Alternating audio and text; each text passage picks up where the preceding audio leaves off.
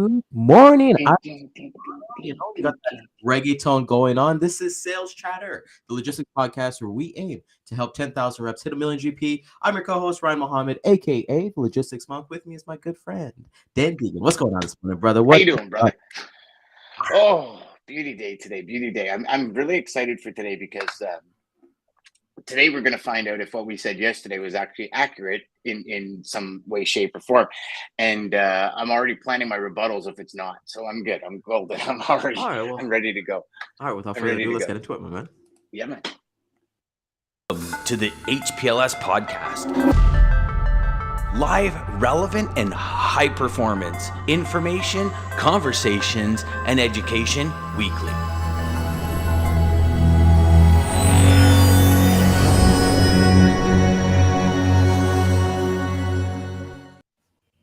Yes, sir. Good morning, Kat. Good morning, Lisa. So today, Ryan, today we've got a dear friend of mine, been a customer of mine, uh, been a sales lead of mine for a good year and a half before he became a customer of mine. So we've had lots of conversations, and I thought it'd be a perfect addition to talk about, how do we ask customers for money, and how do we do it in a manner in which everyone feels like they win. Like Dean always says, leave something on the table for somebody else. Like everybody's got to have a win here. It's not just about what's happened during COVID, and now it's really bringing the entire industry to the forefront and saying, this is what's going on. This is what I believe is happening. And Greg is an absolute gem when it comes to this. He's been on the carrier side, been on the shipper side for quite a while now. And so he's got a vast knowledge of the industry. So when working with somebody like this, I think it's a little bit to our advantage, the way that we are as salespeople. But I hope it brings the whole audience a real good scope of what the clients are thinking. So if you can bring Greg in, everybody, this is our dear friend, Greg, coming to us from Wisconsin. What's going on, my man? It's all good. I'm so happy to be. It's been about a year since I've been on, so I'm really I think excited to be so. invited back. Yes, sir. Yes, sir. Yes, sir. Well, were you not? You were on the last time I think you were on. It was the special, the all day stream, wasn't it? Or was it? Yes, Yes. Okay. So yes. that was a while ago. Wow. Yeah, that was like a year and a bit ago, I think. But yeah, good times, good times, brother. So, Greg, before we get into asking for money, when you and I were talking, kind of setting today up, you'd mentioned something that I think will be really, really key for a lot of individuals watching. Your business that you're in right now deals a lot in retail. What does the retail market look like, and what does that tell you about the industry as a whole? So it's been really interesting. I've often joked that I went from the dark side to the light when I went from the carrier side to the shipper side, and I'm not quite sure if I'm on the light now. Although it looks like my background I can't blur out enough. It's a nice sunny day here for once, so I think I'm still in the light. So, it's been really interesting to come in right at the end of the pandemic and see Yep. some and see switching companies and then going not only to a different industry but to a different company and seeing and hearing some of the things that this company went through during the pandemic and then how we started coming out, because I think it was almost like a light switch flipped about the second half of last year.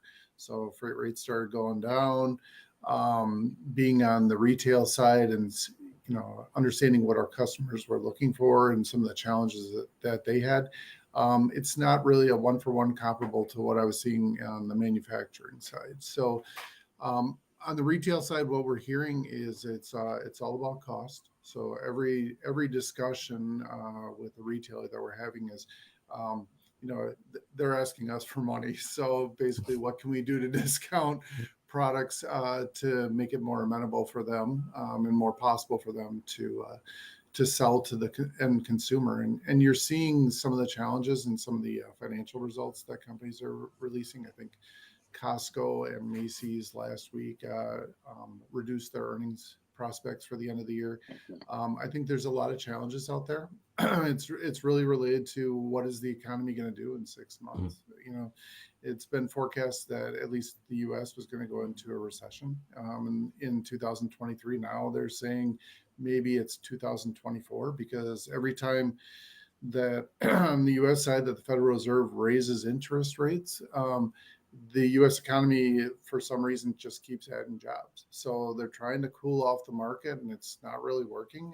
The consumer is proving to be very resilient, working through inflation, but it's all about cost. It really relates to the inventory. So for one of the challenges that we have is, yeah, we want to make sales to our retail customers, and we have the product that they want. But mainly because of the freight rates, our cost is too high.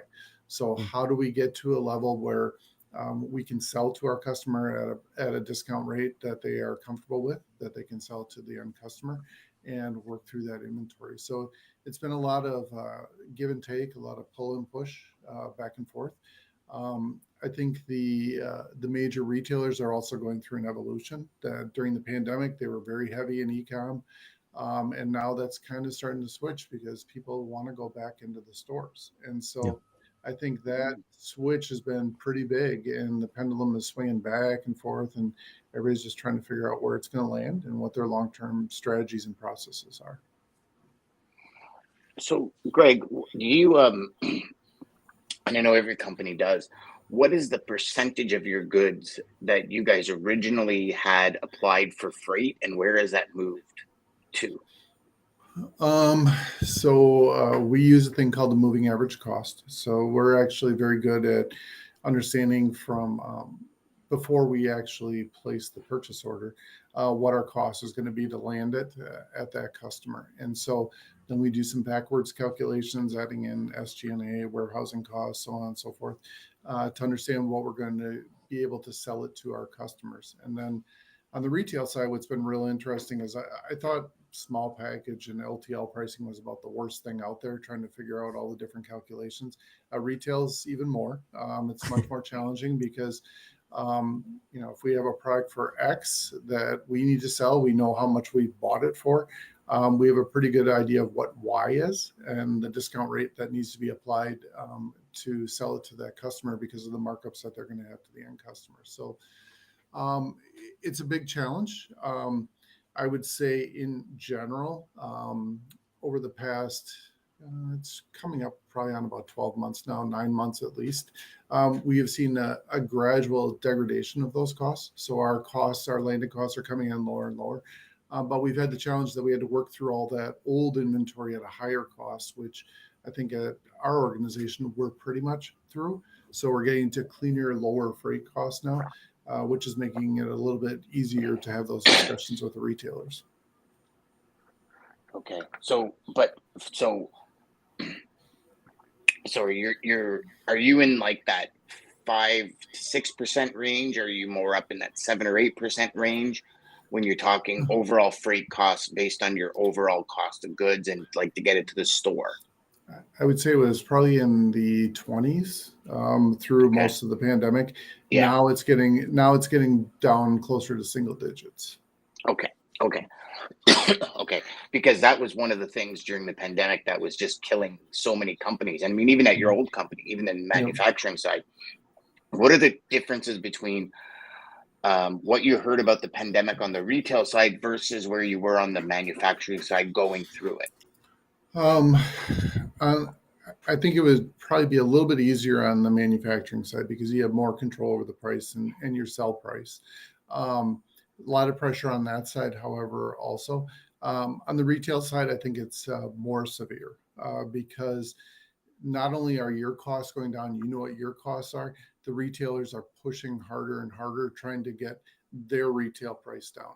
And the markup is pretty substantial, as it should be, from the retail to customers. So the delta is much bigger on the retail side. So the cost pressure on the freight, much higher on the retail side than on the manufacturing side, especially if you're selling to a brick and mortar, like one of the big box stores. The price pressure is much higher. Yeah, because they want to still make their 50 points or 38 points, I think Costco is, or whatever, right? Yeah. Yes. Yeah. Cool. Ryan, any questions before we dive into the big question? Yeah, of course. No, I think everything you just said, we've got a lot of like our show is kind of geared for like newer people watching the show. Everything that you've kind of explained as somebody who wants to get into retail, how open are you to like having conversations with people? And we're not telling people to flood your inboxes, don't worry. But to understand that side of the business because like we have like Kat just kind of mentioned, like I have so much to learn. And these are things that you really can't read in books, something you really can't be taught in school. It's something that you kind of really have those conversations with people so that as you're mentioning, hey, if we're going into retail, maybe I need to be more cost effective here and kind of present that solution to my supplier and my customer so that we're all winning at the end of the day rather than, hey, I'm just submitting a paper rate here and we hope that it's gonna take and we don't know the reason why it has to be this way. Yeah. So I've been in one, two, three, four, five different industries right now. So I'm living proof that you can cross industries. So, right to your question about retail, is retail different than on the manufacturing side? Yes, absolutely it is. I think you probably see on the logistics side too, there's probably more pressure on the retail side on your costs, just because of the same reasons that I spoke about that we have.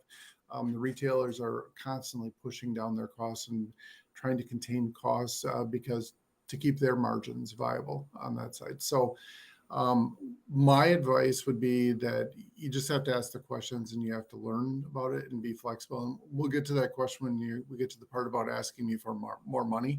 How does it work? But I think retail specifically is probably the most cost conscious industry that I've worked in previously, just because there's so many hands into it too. And I mentioned it previously that the cost structure is much more complicated on the retail side. It is because there's a lot of givebacks depending on which retailers that you're working with. Then you also, on the logistics side, have the additional challenges of the penalties about making appointments, sending ASN, so on and so forth. So that is definitely a cost driver. I think in my experience, it's probably been the last 10 years or so that the retailers have gotten much more directive with those costs and much more challenging. And so the biggest challenge with that is that when you're building your cost structure in, you have to account for a lot of what ifs that you don't know what it was going to be. So you may price something that you think is very profitable. And then once you start getting to those chargebacks, it turns unprofitable very quickly. So I think that's the biggest challenge on the retail side is about really understanding what your costs are.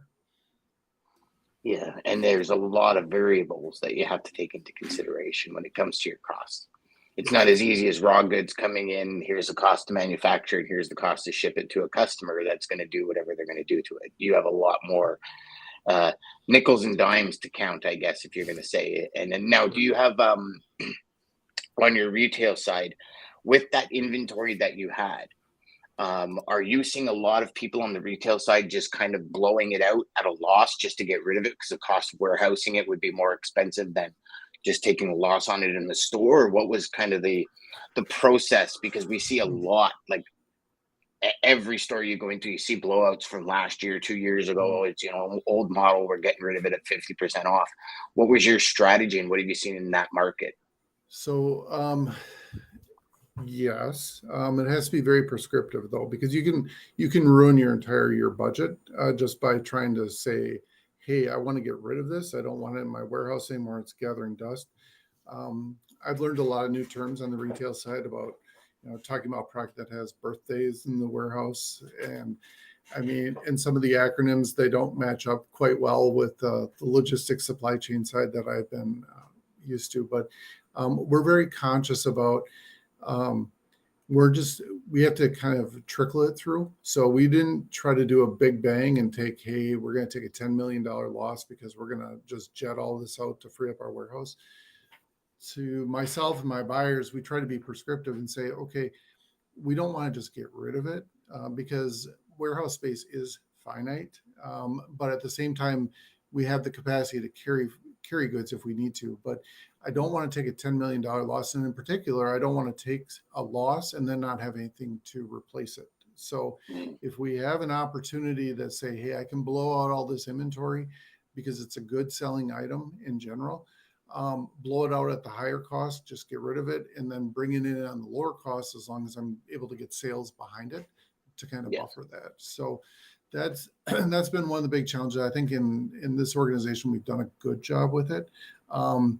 But the real challenge we have is going out there and talking about the white space with our customers and with our vendors about where can we sell, how can we sell it, and then capitalizing upon those opportunities. So, hey, now I've got a bunch of warehouse space, I've got lower cost freight.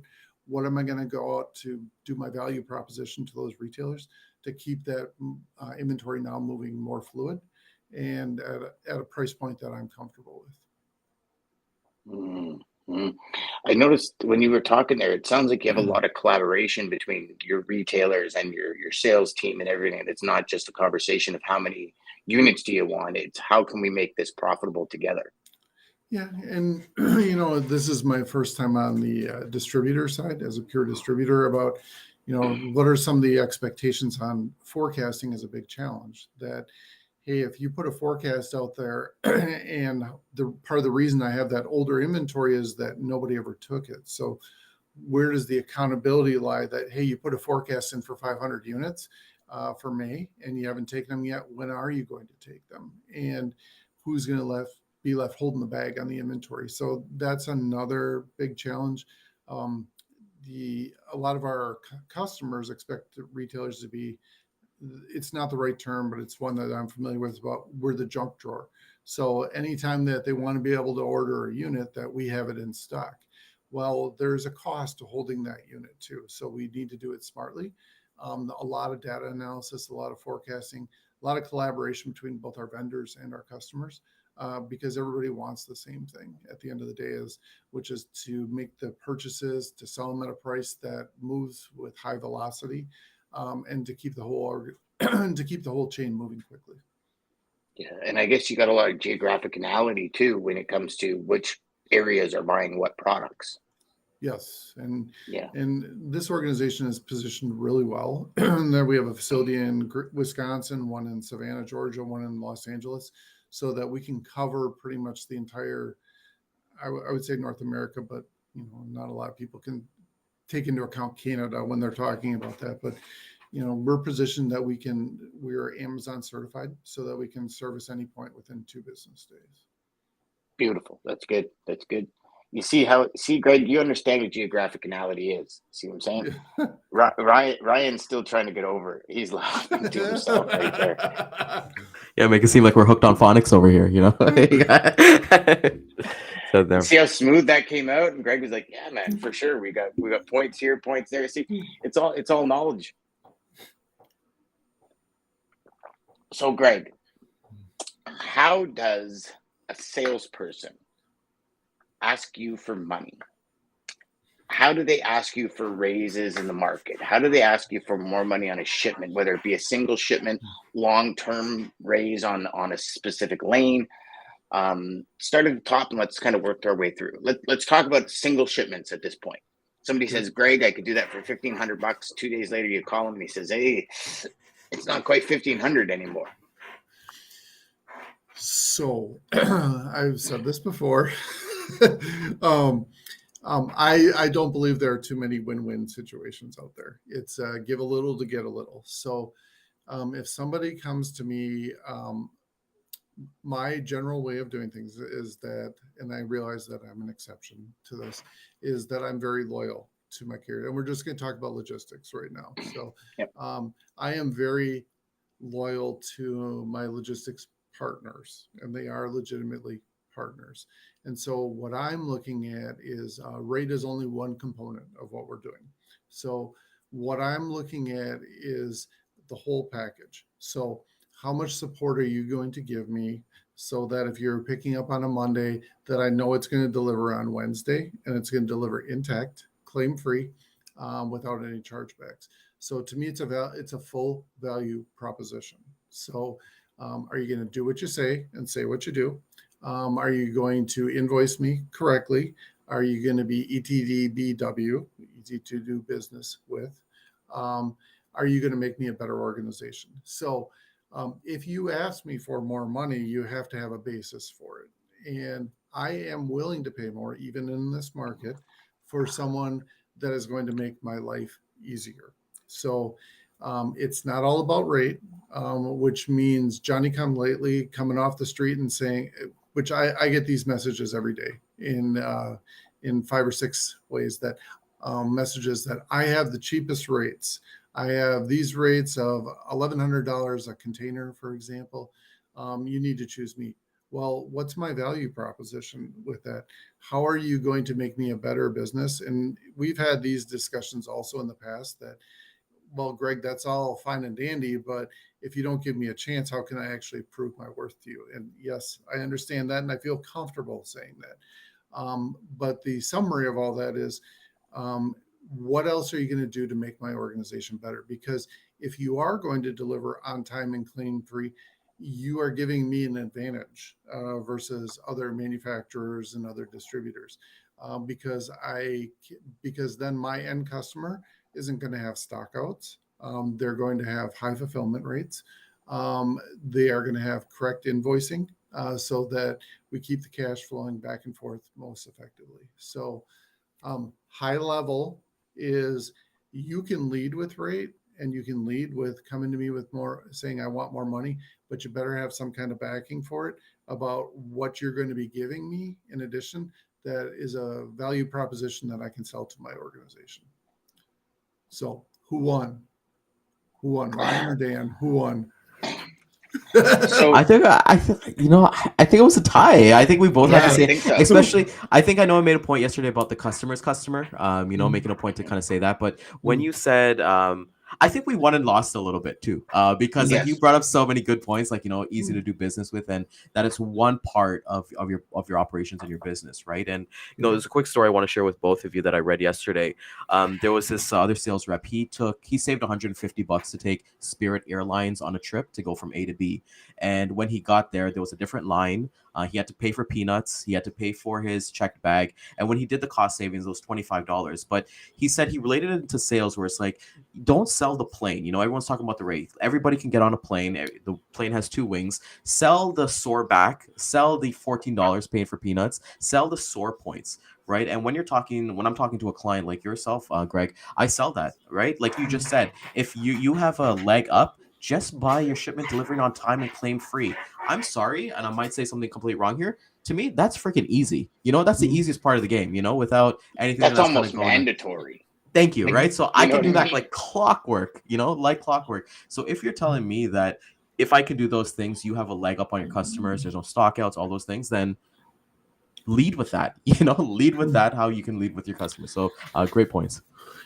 Yep. Yes. I'll give you a real life example too. So I did an RFP late last year, early into this year. So first RFP that going through with my new organization, and we use at the time we were using 2 PO management systems, so that our vendors would add POs in and confirming quantities overseas, so on and so forth. The first step that we went through is on that PO management system, trying to get down to 1. And so the organization that we decided not to choose had a lot of invoicing issues, wasn't taking care and custody of our freight, limited visibility. The other organization was showing it. So they were higher cost. Organization 2 was higher cost, but they were making us a better organization and providing visibility without the organization. So it made an easier choice. Their invoicing processes are much more accurate. It's one and done. There are no going back to them and saying, hey, you billed me $1,000 and your tariff says $850. It's done the first time. And so that made an easy decision. When I was looking at the carriers, I wasn't familiar with any of the carriers that we were going through. I had not used them in my previous life. So I had to rely on feedback, but the carriers that won had a solution for how they were going to integrate with our PO management system on time when we expected to do it, what resources they were going to put against it so that we were going to get the visibility. I think we did a good job of explaining in advance to all the carriers what we were expecting, and they achieved it. Now, we had 2 carriers that said they were going to do it, and we gave them 3 months to do it, and they were never able to get there. So we switched back to we gave freight to other carriers that we had on. So that was at a higher cost also. So, I look at one of the other things that cost a lot of companies money during the pandemic was detention and demurrage at the ports. We had many of the carriers come to us saying, hey, we want more freight. And what we're willing to do is we will give you 10 days free at the port instead of the 4 that you're having for somebody else. And we are going to lower your overall cost if you give us more freight. So, in the spirit of clients asking for more money, yes, I paid more money, but I actually saved money on my bottom line as a result. And that was what was more important. So Now, what about, did you ever have conversations? Because I also know during the pandemic and even now, there seems to be more and more wait times on docks and more issues on docks with drivers and delays and all that. What did you guys do as a corporation to say, okay, not only are you guys helping us here, but what we're going to do is we're going to help you here? Was there any of that? Yes. So we also implemented a new broker, and customs broker. And when doing that, we extended the DOs. So instead of giving them to when the container was released and issuing the DO as we had before, the delivery order, what we were doing is we're issuing that delivery order 7 days in advance. So it gave the carriers more opportunity to schedule appointments at the port. And so, and it helped, I think, the carriers to plan out their days a little bit better too. So you have to look at both sides. It's not just about the carrier to figure it out. We had a lot of open conversations with the carriers saying, okay, what do you need from us to make you more effective? And the net on that was that the carriers are more successful. They're able to utilize their equipment and their drivers more effectively to put more revenue on that truck on a daily basis to benefit their bottom line and also benefiting our bottom line. So I guess that's a little bit contrary to my point about no win-wins out there. That one might have actually been one, but Yeah, for sure. but for me, I do not have an arm's length relationship with our carriers. They are our partner, and I think that's where you really get the benefits. If you find a shipper like that is willing to collaborate with you, that's where you have the opportunities to really positively impact your bottom line. So here's a question for you. Do you find in conversations with colleagues, with people in other companies, with some of the functions you go to, do you find that a lot of traffic managers are leaning towards that relationship based? Because COVID, I think, I know COVID, and I know we're talking a lot about the pandemic, but I think COVID was a big slap in the face for companies to realize how much money they can actually lose in their supply chain if it's not done correctly and if the relationships aren't there and all that. What are you finding from that relationship level? Speaking to people, I used to be all about price. Now I want to kind of lock people in. You finding any of that, or is it status quo? Yeah, so I'm not dealing with the same carriers really that I was during the pandemic, but talking to my peers, there's damage control that's going on right now about saying, hey, I was charging you $20,000 a container during the pandemic because that's what the rates were. And I'm not playing bait and switch now that it's $1,500 a container. But there is a lot of damage control based upon the relationships that need repair. I'm not naive. I know it wasn't the carriers that were doing it. It's what the market was. We spent a lot of time going through that. But I do think there's a lot of relationship rebuilding that needs to happen, trust factors. And I think having very open, honest conversations about that is very helpful. That's not only going to help you with new customers, but that's going to help you with your existing book of business also. Mm-hmm. So how did what do you see here, Ryan? We kind of won a few and we missed a few, I think. I'm not going to say lost, but we missed a few. Yeah, I think, well, you know what? I don't think that we took losses like as per se on it, because you and I wanted to focus both on that specific question. Like, I know my mindset coming into it. I didn't want to talk about relationships. I want to talk about the point that I got to pick up the phone and give my customer a call and let them know that, hey, I'm going to need some more money on this, right? And, Greg made some great points about being a partner, and that's something that we always talk about. So for anybody who's out there, like even the sales rep I was talking to this morning, like you might be blasting out 100 calls a day, and, you just kind of need that one gold nugget to kind of keep going forward, because trust me, Greg is a living example out there. There is customers like that who actually want to be a partner and don't want you to be on a blast master list. Like we were joking before that I did an RFP, finish up RFP yesterday of like 3,200 lanes. And, and I'm thinking about, are these guys really relationship based? Like who has the time to like manage that whole flow? But when you look at a customer like who's working with Greg, who's like, hey, I want to treat my guys right, and they're going to treat us right. It has to be, like you said, there's not much win-wins, but I think that customs broker change was probably one of the best things he could have done, because that's one of the complaints that we hear. And it kind of makes it easier for like a true professional, because do not come in there and sell rates or sell capacity, because we can't do that. Sell opportunity. And the opportunity is in warehousing, like as Greg was saying, like, what are we going to do with like birthdays on some of these SKUs and things like that, right? Well, try to figure out a solution, right? Hermosi always says that if you want to really get customers, do stuff for free. Show them, hey, I came up with this proposal. What do you think about that? So coming back to it, Dan, I think you and I were both, I wouldn't say right, I don't want to be righteous about it, but I think we were on the right path. Yes. And that's because of our history working with amazing customers like Greg, right? Yeah. So we're 1-in-1, right? So. Yeah, I really like, and one thing, like big takeaway for me from this whole conversation is, how are you going to make my organization better?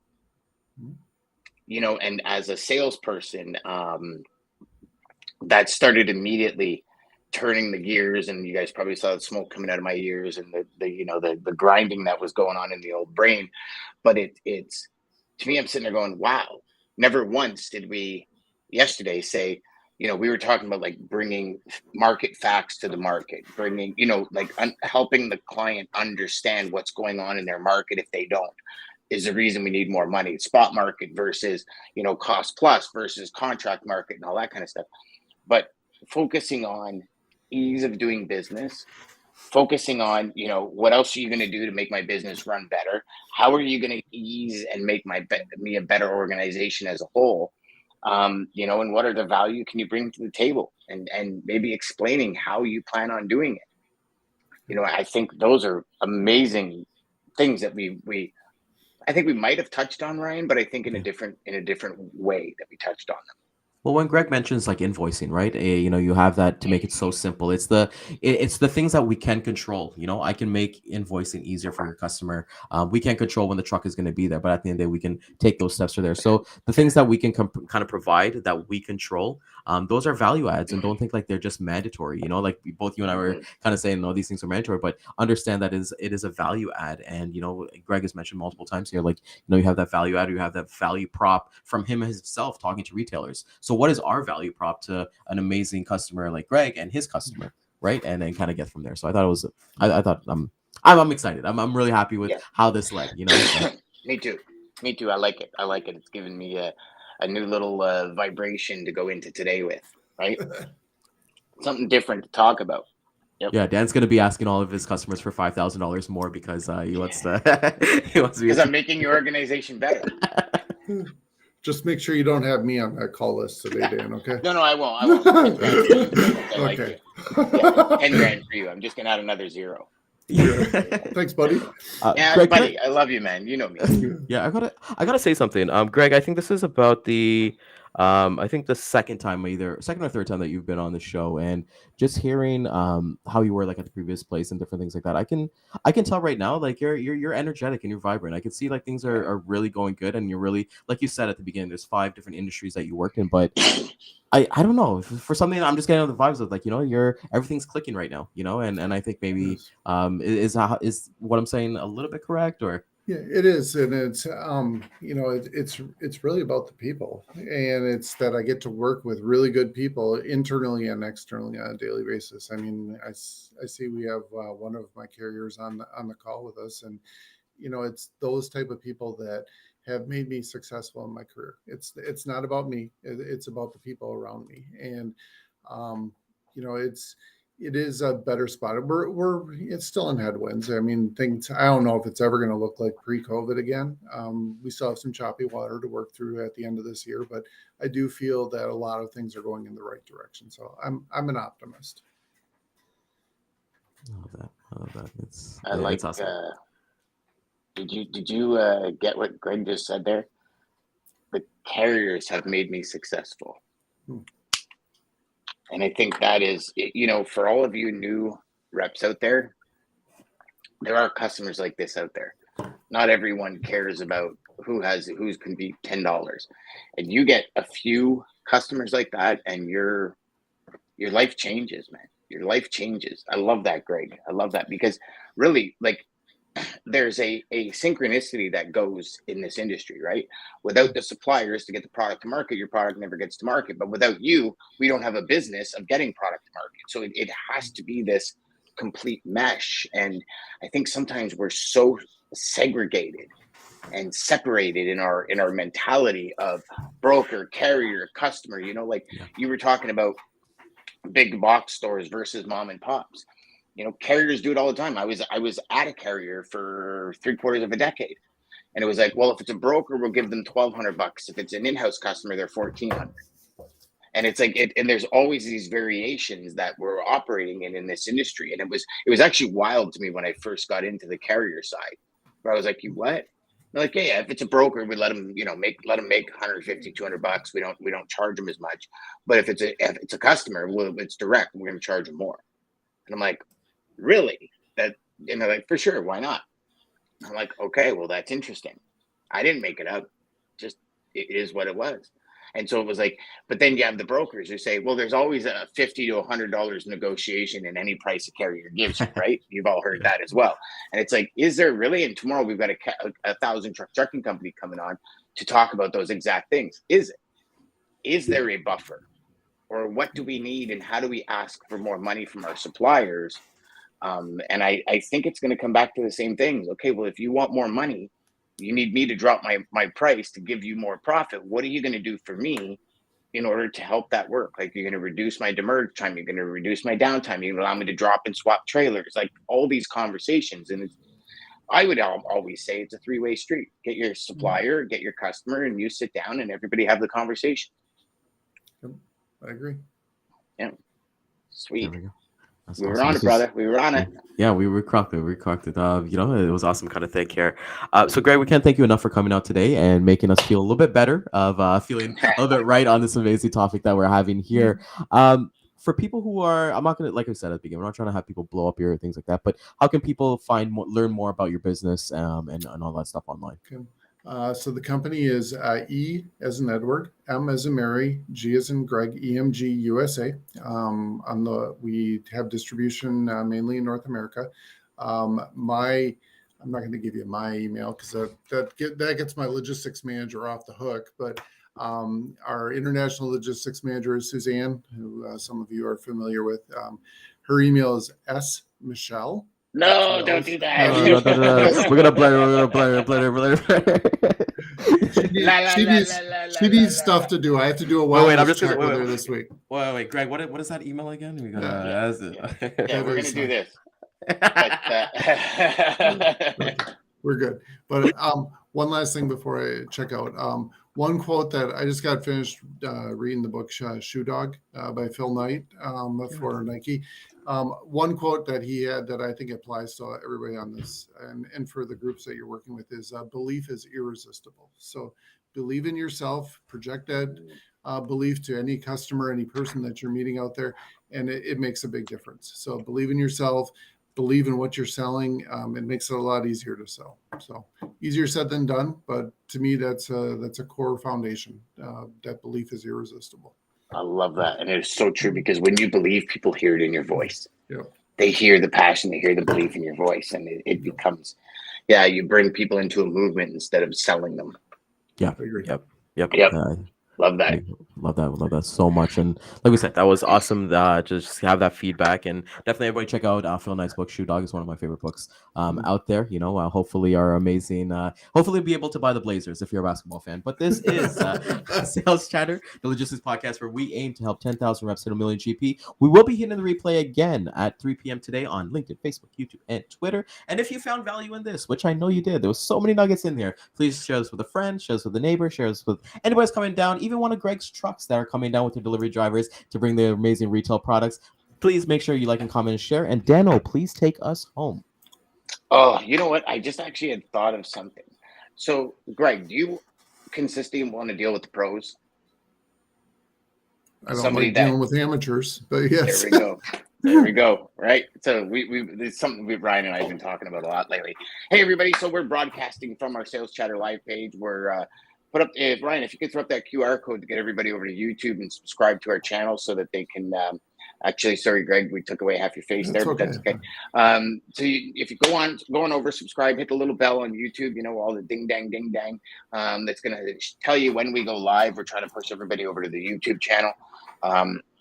Sales Chatter live, and I think that's it. We're good, man. That's a good day. Thanks for having me, guys. Oh, thanks for being here, brother. All right. Talk to you later. Bye.